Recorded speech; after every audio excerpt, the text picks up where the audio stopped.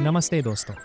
भारत हमेशा से ही एक कृषि प्रधान देश रहा है, लेकिन समय के साथ हमारी खेती बाड़ी के तरीकों में एक क्रांतिकारी बदलाव आया है। एक समय था जब भारत के गांवों के खेतों में नजर दौड़ने पर केवल किसानों की कड़ी मेहनत और सादगी दिखाई देती थी। तब खेती का मुख्य सहारा एक जोड़ी बैल और लकड़ी का हल हुआ करता था। सुबह की पहली किरण के साथ ही किसान अपने कंधों पर हल रखकर खेतों की ओर निकल पड़ते थे और कड़ी धूप और बारिश की परवाह किए बिना फसल उगाते थे। उस समय खेती पूरी तरह से प्रकृति की मर्जी पर निर्भर थी। सिंचाई की सुविधाएं न होने के कारण किसानों को चातक पक्षी की तरह मानसून की बारिश का इंतजार करना पड़ता था।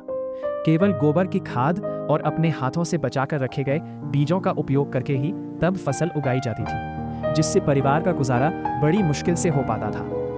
फसल काटने से लेकर अनाज निकालने तक का सारा काम इंसानों और जानवरों की शारीरिक मेहनत से ही पूरा होता था। लेकिन आज वो नज़ारा पूरी तरह बदल चुका है। विज्ञान की प्रगति ने हल की जगह आधुनिक ट्रैक्टर और पावर टिलर को दे दी है, जिसने कई दिनों की कठिन मेहनत को मात्र कुछ घंटों के आसान काम में बदल दिया है। अब किसानों को केवल बारिश के भरोसे नहीं रहना पड़ता, क्योंकि ट्यूबवेल और पंप सेट के माध्यम से जमीन के नीचे से पानी निकालकर खेतों की सिंचाई आसानी से की जा रही है।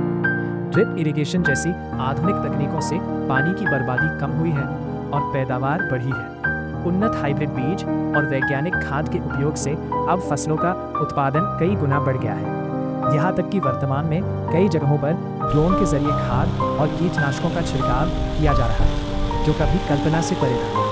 कंबाइन हार्वेस्टर जैसी मशीनों की मदद से अब खेतों की फसल मिनटों में काटकर और साफ करके घर लाई जा रही है।